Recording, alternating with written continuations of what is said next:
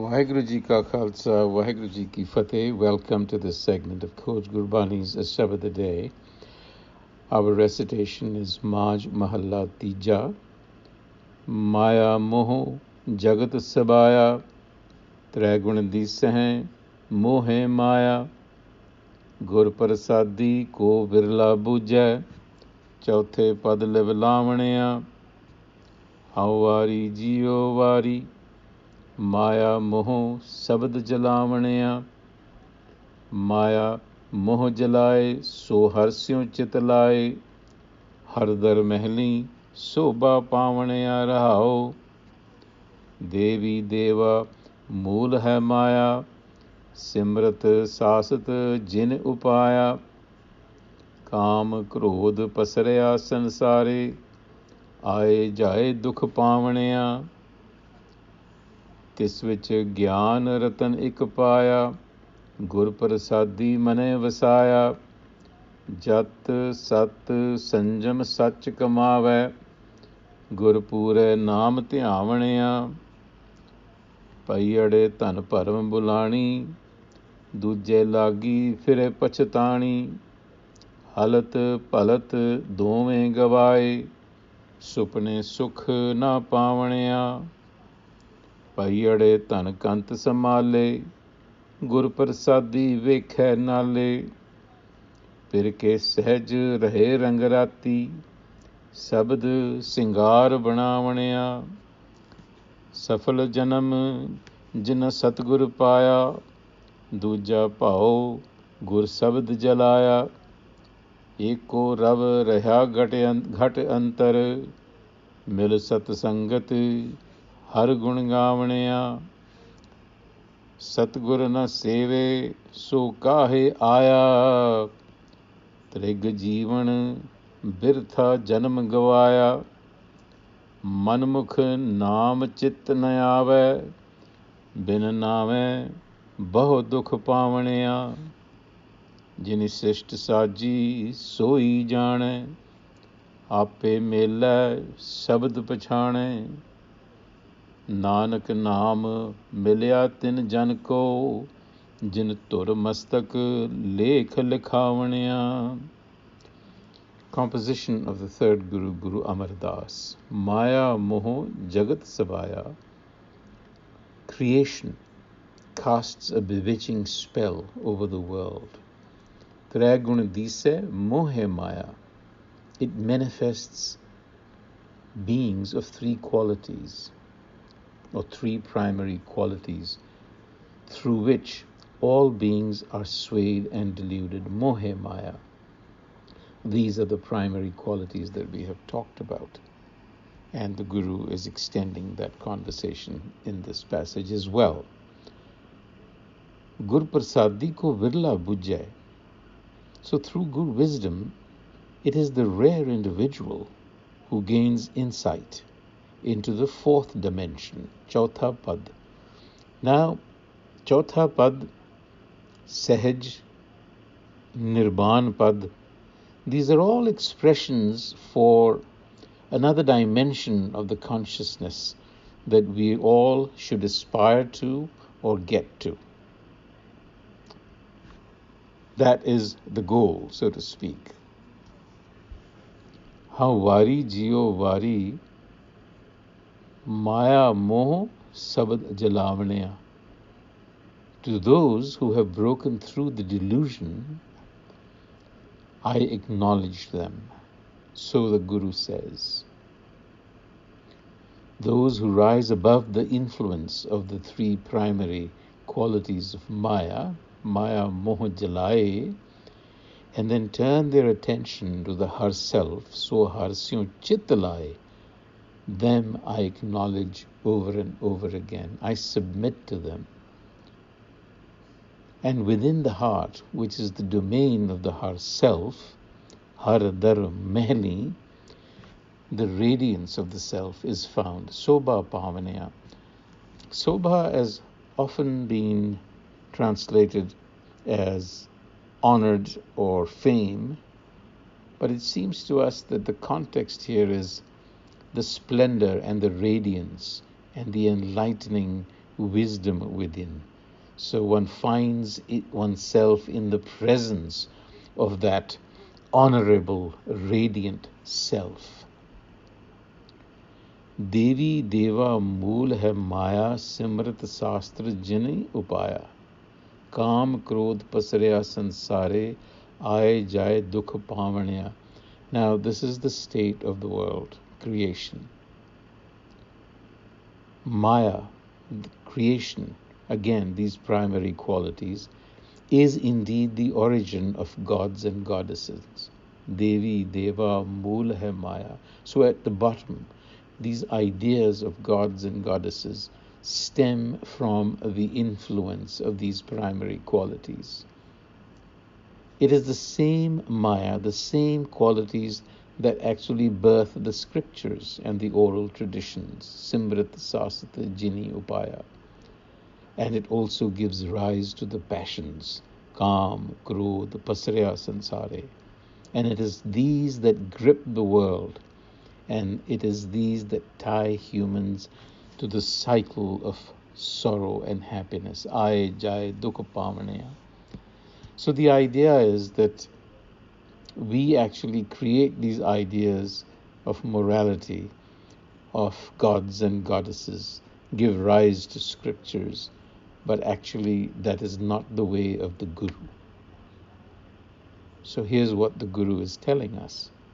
Tis vich Gyan Ratan ik paya Gur Prasadi Man Visaya. Jat Sat Sanjam Sach Kamave Gur Pure Naam Te Amanya.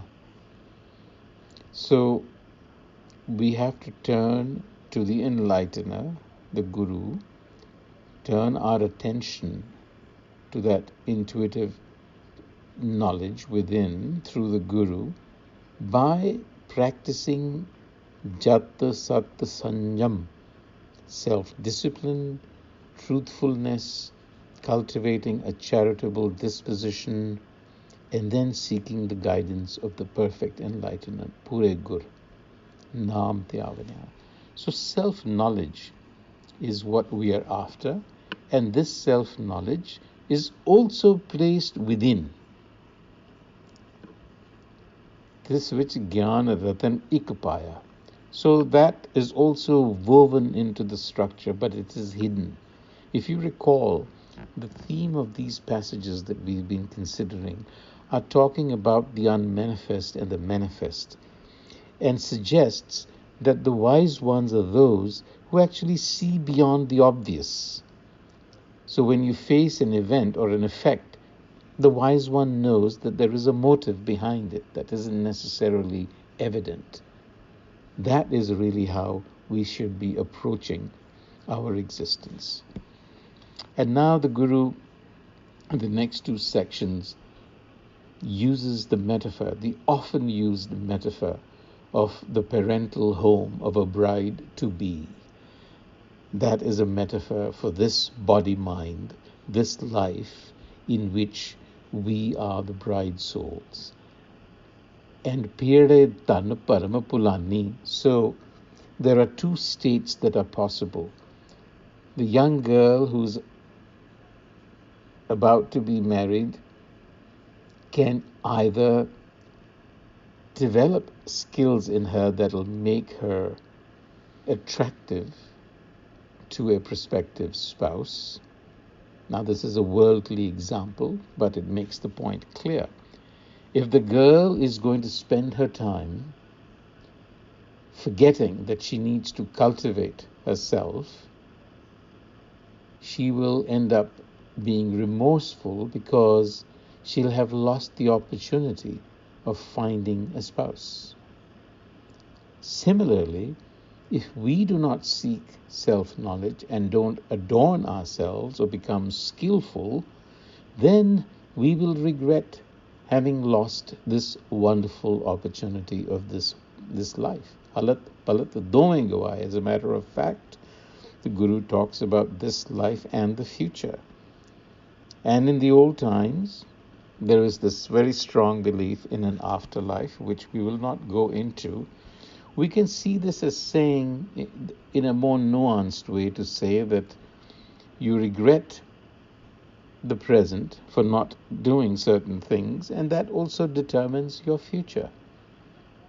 So here, using the metaphor of a bride-to-be, the advice, the injunction to us is cultivate the mind with self-knowledge so that you don't regret the opportunity that was placed in front of you, because the opportunity is a rare one. It is the opportunity really of a lifetime.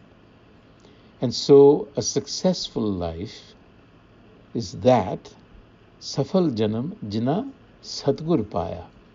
Those who find the true enlightener, their lives are indeed successful or fruitful. Safal. Fal comes from fruit, meaning it is productive. It achieved the end for which we are here. Because through the Shabad of the Guru, one is able to look past the changing, the constantly changing surface matter. We look past it to what is unchanging. You recognize the truth, which is Eko rav reha ghat antar mil sat sangat har gun gavanaya. So in true congregation, which is the congregation of the Guru, we offer praise and glory to the self, which is another way of saying that we cultivate virtues, that we guide our lives with the Sabad Guru, and then finding the self shining within, we recognize that it is indeed the only one. The Guru goes on to say, Satgur na seve so kahe aaya. What is the use of a life where obedience to the true enlightener is not practiced? Trig jivan birtha janam gavaya. Disgraceful is such a life, wasted. And this is the state of the self-will, those driven by the ego sense. Manmukh naam chitna avai. The self-will does not remember the self, lives in a state of forgetfulness. Nave, bin nave, baho dukh paya. There is much suffering in the life that is driven by the ego. Jin sisht saji soi jane, ape mila sabd pachane. Nanak naam milya tin jan ko, jin tur mastak lekh likhavanaya. So Nanak says that only those who are motivated and have created the environment find knowledge, even though it says here, Tin jan ko jin tur mastak lekh likhavanaya. This is often being translated literally to say that you are fated to either meet the Guru or not because of past actions. And sometimes the reference is to past lives. There is a suggestion that if you're fated, it'll happen. If you're not, it won't happen. That seems to me to be not exactly the right nuance that we need to take on this, because that would encourage a certain fatalism. We could say to ourselves, well, if it happens, it happens. I would like to suggest that we take this line to mean Nanak naam milya tin jan, those tin jan ko jin who tur mastak lekh likhavanaya. That is to say, those who prepare themselves because they are scripting their lives. People who are motivated to achieve something will find the right environment. That seems to make a little more sense than to just accept the fact and say, well, if it happens, it happens. There is an old saying that when the student is ready, the Guru appears.